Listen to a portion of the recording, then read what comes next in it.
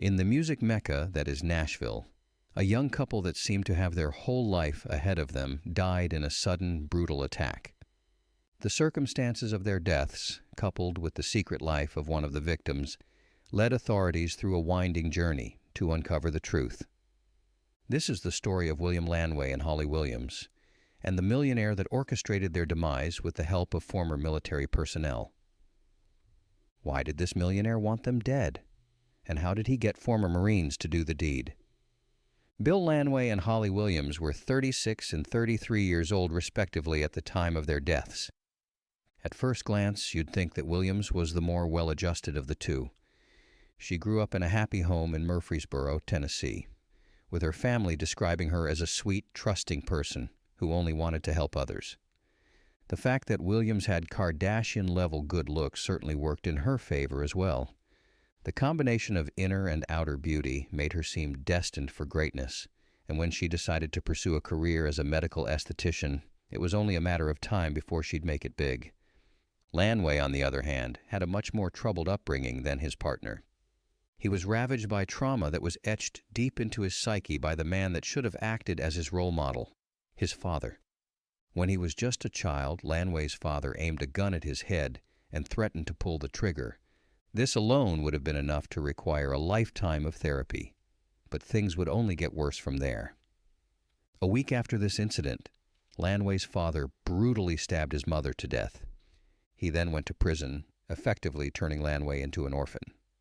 Despite all of this, Lanway appeared to move past his inner wound. He got married and had a daughter that became the light of his life, but even this happiness wouldn't last for long.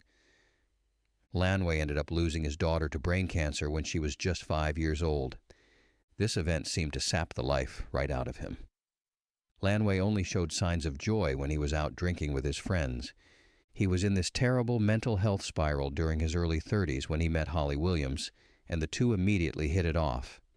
However, Williams had taken a dark path in life. Though she earned decent money as an esthetician, she supplemented this income by working as an escort under the pseudonym Layla Love. This secret life would become the catalyst for the couple's demise. The two troubled lovers had a chaotic relationship, to say the least. Friends and acquaintances say that they often fought, only to make up and get back together again as if nothing had happened. During their on and off relationship, Lanway showed signs that he'd inherited his father's stormy temper. According to police reports, Williams had called 911 on her boyfriend at least 3 times in the year before the incident.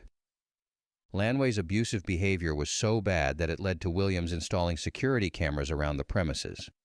Despite this, the pair seemed to be on the same page about one thing: earning money. There's a chance that Lanway knew his girlfriend moonlighted as a sex worker, or perhaps he found out later and wanted to take the chance to cash in. Regardless, on February 3rd, 2020, Williams received a text from someone that would completely change the course of her life. At this point, it's important to introduce an individual that's central to the entire dark saga: Austin-based millionaire Eric Mond. Mond came from money, with his grandfather Charles starting the wildly successful Mond Automobile Group in 1957. Mond took over the family business when he came of age, taking it to even greater heights. His flourishing business allowed him to buy a lavish 10-bedroom mansion worth $5 million, with the Austin Country Club golf course quite literally serving as his backyard. However, it appears that Mond had an insatiable sexual appetite that his wife simply couldn't satisfy. In early 2020, Mond headed over to Nashville to visit his son at college. It was here that he came across an ad for one Layla Love. Smitten by her supermodel good looks, Mond couldn't resist sending her a text on February 3rd. They quickly agreed to meet at a hotel, with Mond going by the alias Eric Moore to cover up his tracks. Neither of them realized that they'd set a sequence of events into motion that would have catastrophic results. On March 1st, 2020, Mond received a chilling message from an unknown number. The sender apparently knew that the millionaire had hooked up with Williams and threatened to expose the affair to his wife. Mond still only knew his escort by the name Layla Love, and he had no idea who the texts might be coming from. All he knew was that the sender wanted $25,000. Otherwise, he'd bring his life crashing down. As it turns out, the sender was none other than William Lanway, who'd found Mond's number while he was going through his girlfriend's phone. Police haven't clarified whether Williams was in on the plot, so there's a chance that Lanway was doing this without her knowledge. Either way, Lanway was never going to get the money. For someone like Mond, giving in to blackmail just isn't on the cards. The millionaire must have thought that sending the money would only expose him to further extortion down the line, so he decided to take matters into his own hands in the darkest way possible. As the owner of a successful auto dealership, Mond was familiar with several private security personnel in the Austin area, including an Israeli national by the name of Gilad Peled. A former member of the Israeli Defense Force, Peled was well known for providing security to high-level celebrities, including Charlie Sheen. His company, Speartip Security Group, also provided security to luxury jewelry dealers and other high-end stores in the area. Peled had often worked for Mond in the past, usually helping the auto dealership owner clear homeless people out of his lot. But this time around, the millionaire had a very different request for the security firm owner. He wanted Peled to look into the threatening text and find out who it was from. And on March 5th, he paid him $15,000 to get the investigation going. With this retainer fee, Peled enlisted the services of Brian Brockway and Adam Carey, two former Marines. After a career in special ops, they'd transitioned into a career in private security after returning to civilian life.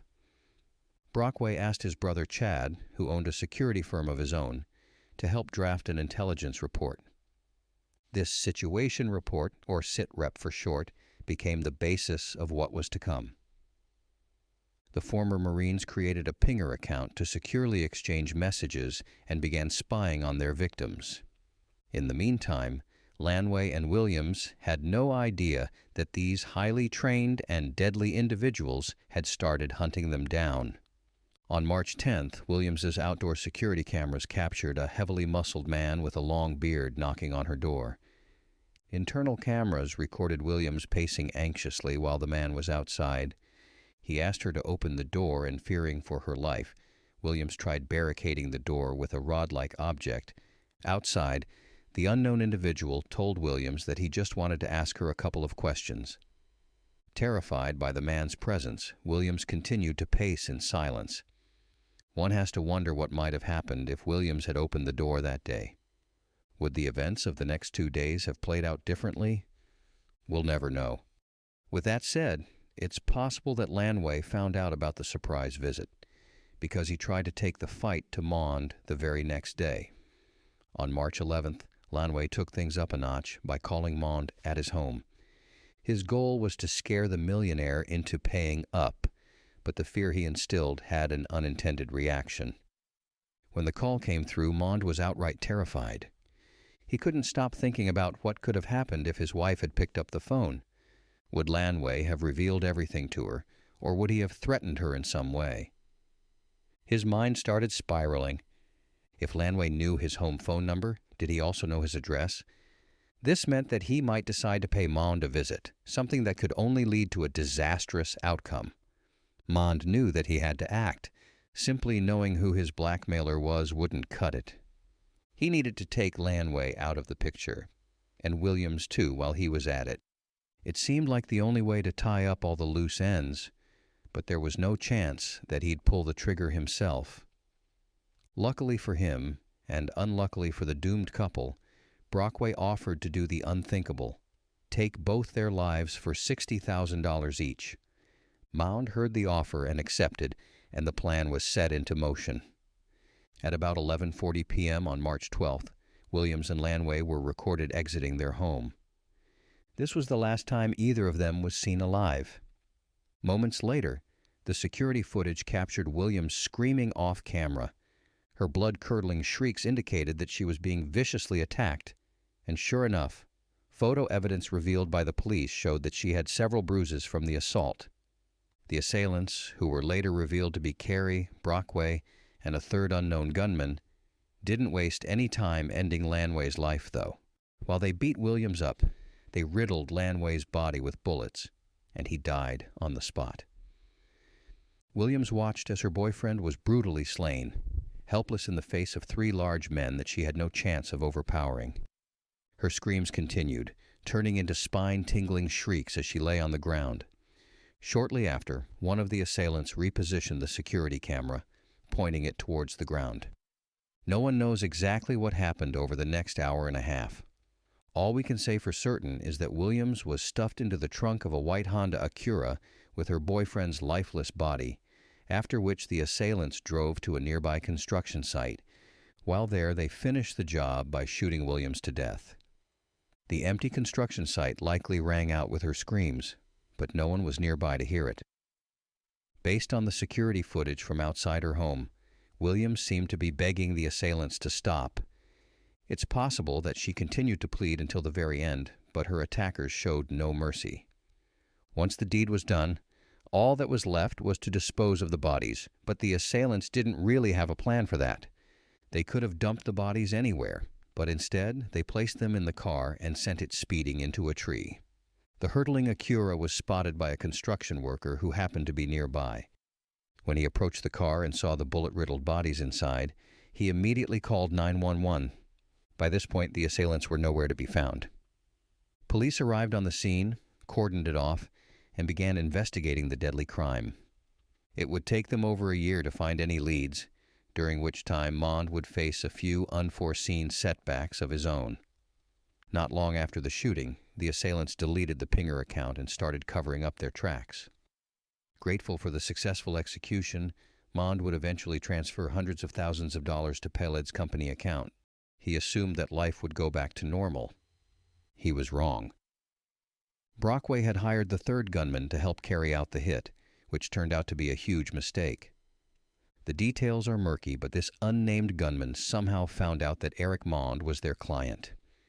This individual was desperate enough for money that he helped end 2 lives, so he was going to take any opportunity to cash in.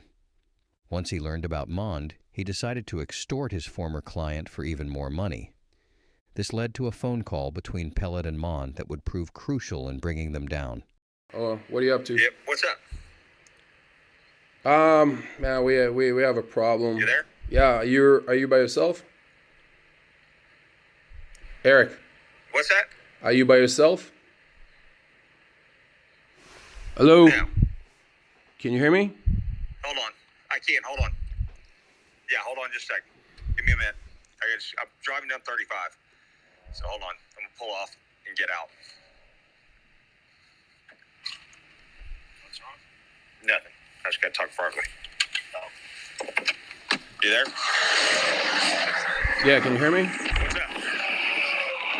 Yeah, I can't hear you with all the cars. I'm here. Can you? Okay. You ready? I'm here. Yeah. Are you by yourself? What's up? Yeah. Okay. We have a problem with one of.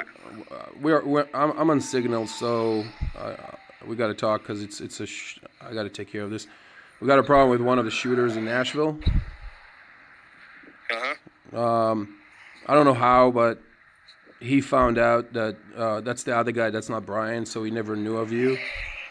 But he found out that you were the client that paid for this, for the job. Mm-hmm. And I guess he's hurting for money, and now he wants to get paid. So, I mean, he wants like $25,000. These are professional guys. I don't know how this thing is coming back. Usually, those guys don't do stuff like that. They have a code of honor. When they get a job, I guess. But Yeah, but if I give 25, when's it going to stop? I know. But I mean, what do you want to do? I'll pay the guy $25,000, but I think it needs to go away after that. So we need to take care of him?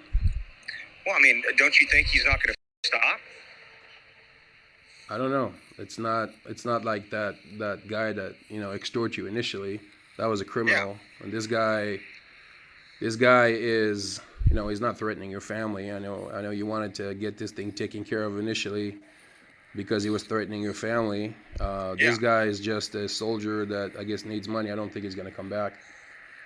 Look, if you tell me he's not going to come back, I'll get the money put together. I don't care about that.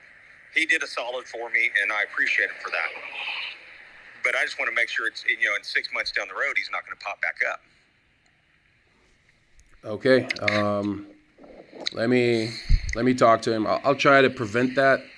Hopefully, I'll talk to Brian. Maybe he can talk to him and get this gone completely, where you don't have to pay the 25. But worst case scenario, like I said, the 25 is not a big deal. Right. I don't care about that. I don't give a shit about that. Right. But I just don't want, in 3 or 4 months to get the same call again. I understand. I didn't. Because at that point, we got to take care of something that, and like you said, he's, Okay. at that point, that could backfire and then completely blow back on us. Yeah. Hold on. Let me text Brian. Eric. Yep. So Brian will try to take care of this.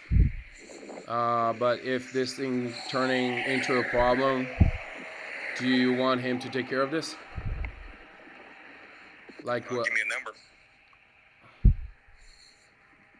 100? Yeah. Honestly, I think I'd rather take care of it permanently than do the 25. Got it. Okay, well, I'll have Brian try to reason with him. I mean, my stand on these things. I don't want to get involved with this stuff, but. And then I'll just run 150 through Spear Tip, like we did last time. Because it would take a long time for me to put up $100,000 cash. I can get it probably, but it just might take me a little bit of time. Yeah. Without, you know what I'm saying? Got it. All right, let me talk to Brian, see what we can do.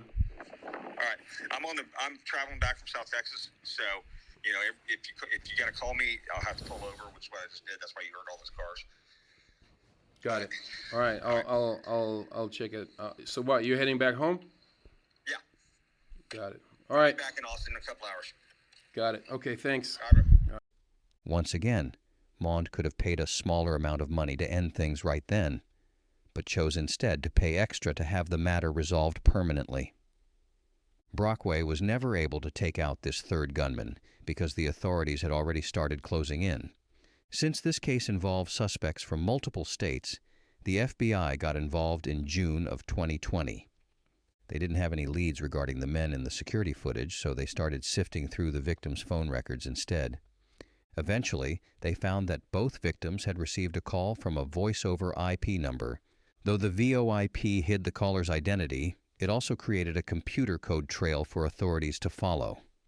This ultimately led to them identifying Adam Carey as the caller, and when they compared the picture on his driver's license to the security footage, they quickly realized that he was one of the 3 men. Another major break in the case came in early 2021, when investigators managed to recover the Tennessee sitrep that contained all the details regarding the plot. While authorities haven't mentioned how they got their hands on this document, it proved extremely useful piecing the conspiracy together. They learned about the homicide for hire plot, the surveillance, and the use of a security company to conduct the hit. Over the next few months, investigators began building a case. They uncovered transactions amounting to $750,000 sent from Mond to Peled's company account. An investigation into Mond's phone history showed that he texted Williams on February 5th, asking her to come meet him at a bar. And then came the clincher. Authorities managed to obtain the phone call between Peled and Mond, where the millionaire auto dealer essentially tells his hired hand to either pay off the gunman or take him out. This was the final nail in Mond and his associates' coffin. In December of 2021, all 4 participants in the double homicide were arrested. Carey was located in his North Carolina home, Brockway in San Diego, California, and Peled was apprehended right before he boarded a flight at Austin Airport. As for Mond, the mastermind behind the plot, he was arrested during a routine traffic stop, and the authorities immediately brought him in for questioning. In the footage of the interrogation, Mond appears completely unbothered by the fact that he's in handcuffs before federal agents. With the FBI, obviously, you're Fred. we don't like interviewing people with handcuffs on. Are you good with us taking it off? Yes. Okay, you're not Trust going to me. be a problem or anything. No, I promise I don't. Heard you were you out hunting or something? Or? Yes, sir. Perfect. Did you get any? Yes, sir. We got some quail and pheasant and checker. I hear the hunting's pretty good in Texas. It is. Obviously, we're not from around Texas, but it seems like a great state.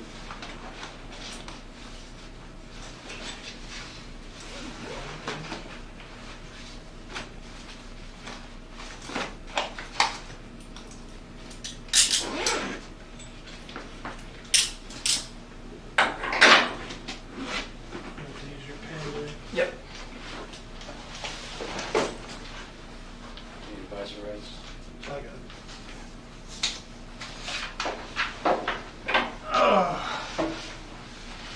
Brett Shields Eric Blunt. with the FBI. Actually, you know, Said, I'll show you the same. Eric, before we start, especially, oh, I do got a pen. I'm going to read you your rights, just something we always do, and the whole purpose,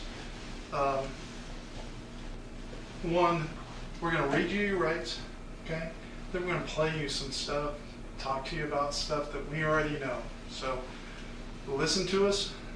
You might learn a lot more from us before we even get into asking you questions, okay? You understand? So let me start off. I'm going to give you the pen. The way I do this, I read you each line. I ask you to go ahead and initial beside each line as we go down, and it just says that you understand it, and we go from there, okay? Before we ask you your questions, you must understand your rights. You have the right to remain silent. If you understand that, go ahead and initial there. Anything you say can be used against you in court. You have the right to talk to a lawyer for advice before we ask you any questions. You have the right to have a lawyer with you during questioning. If you cannot afford a lawyer, one will be appointed before any question if you wish. And most importantly, if you decide to answer questions now without a lawyer present, you can stop answering at any time. So like I was saying, this is to your benefit.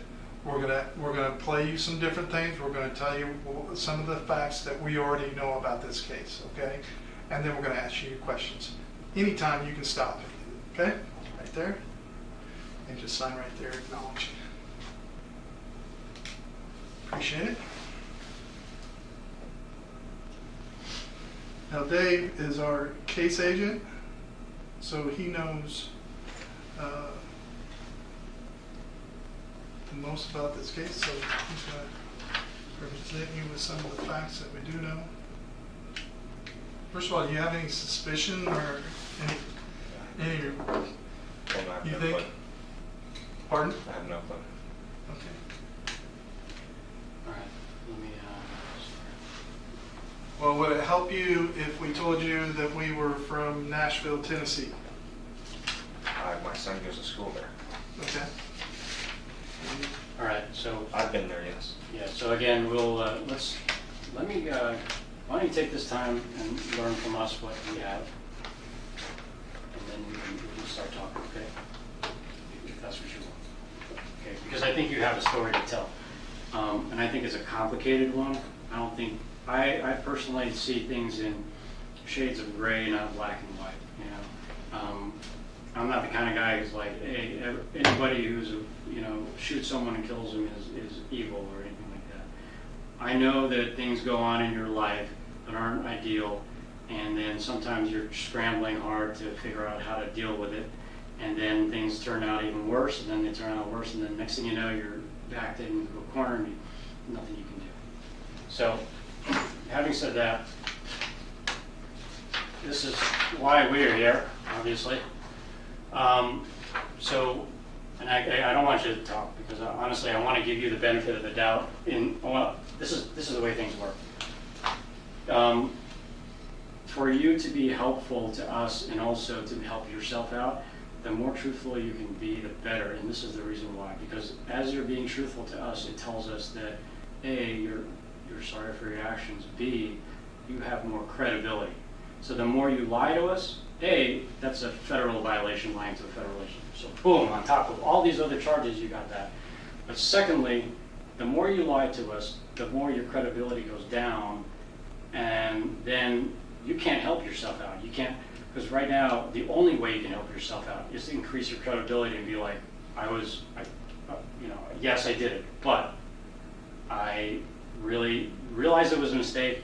I would never do it again, and I completely, this is obviously an investigation that you're aware of. It happened in Nashville, okay? I'm not going to be able to really explain what happened other than I'm going to play you some audio. Because you understand, like, when the murder happened, Holly had... No, I don't even think, we haven't even explained that part to him. That this is a homicide investigation. Oh, he knows. He knows. Don't worry about that. So, I'm gonna play this audio. Okay. I want you to understand what we're talking about here.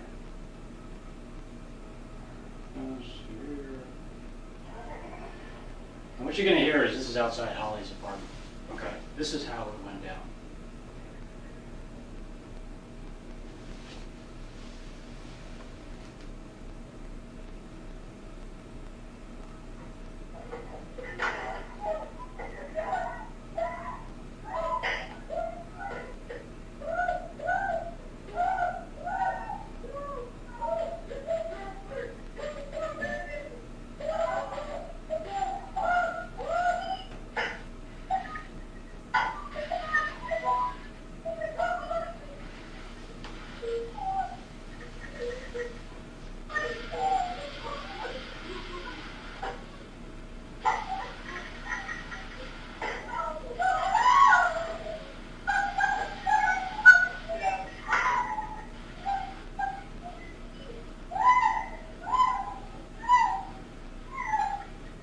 Time she's getting shot and he's getting shot.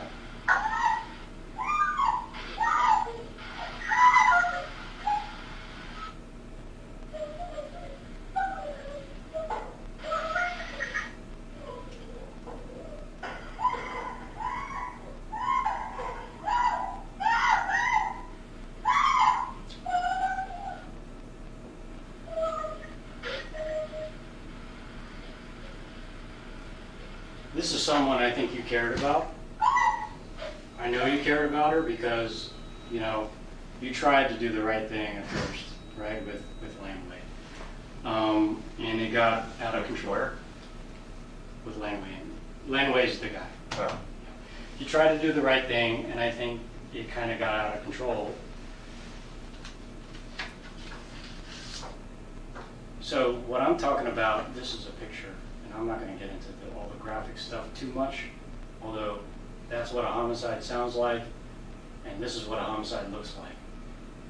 And this is what ended their misery, okay? But if you see and hear what happened, she suffered for a long time before this happened, okay? You see all the bruising and such around her face? She had a long day. I mean, that was the longest hour and a half of her life, literally. So this is MNPD, Metro Nashville started investigating this case. And then we stepped in because, they were having trouble figuring out who the people were. We were able to figure out who all of them were.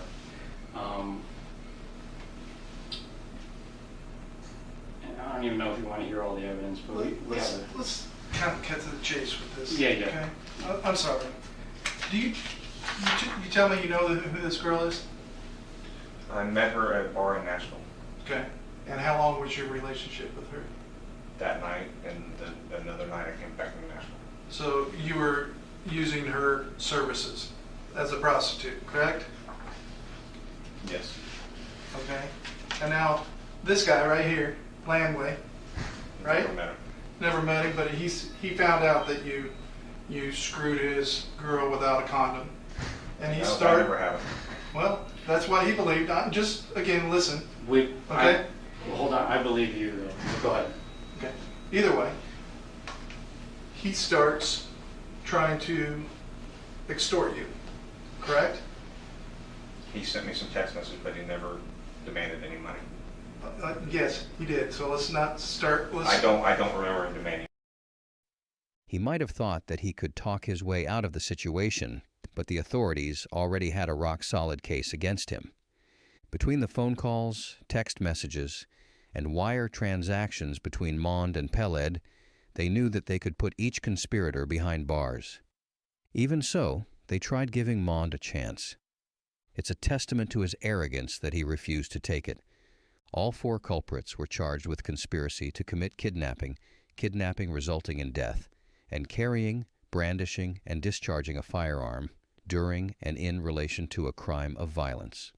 Realizing how bad the situation was, Peled immediately flipped on his comrades, agreeing to testify against them in court. But in the end, his involvement in the homicides was undeniable. As the court case began, 16 jurors assembled to hear arguments from both sides in a trial that lasted over 2 weeks. Court proceedings began on November 3, 2023, and unsurprisingly, all of the conspirators turned on each other. Mond's lawyer claimed that his client was a victim in all of this, and that Peled was the brains behind the plot. Their story was that Peled wanted to milk Mond for all he was worth, and that Mond had no idea that Williams would be kidnapped and executed. Brockway's attorney used his time to cast doubts on Peled to undermine his testimony, and that Carey was the one who suggested that they take Williams and Lanway's lives. However, the jury wasn't swayed by their conflicting stories. After arguments concluded on November 17th, they spent 7 hours deliberating over the evidence and ultimately declared all defendants guilty in the homicide for hire plot. The case will finally conclude in December of 2024, when each culprit will receive their sentence. The recommended penalty for homicide for hire is life behind bars, and given the mountain of evidence, it's likely that each convicted felon will be punished to the fullest extent of the law. But then again, Mond is a man with immense wealth and connections. Will this allow him to curry favor with the judge and possibly get a lighter sentence? We'll just have to wait and see, but his refusal to cooperate and his not guilty plea will certainly work against him. What do you think of this case? Do you think the 4 culprits will get the maximum sentence? Or will Mond's wealth and connections help him negotiate a better deal?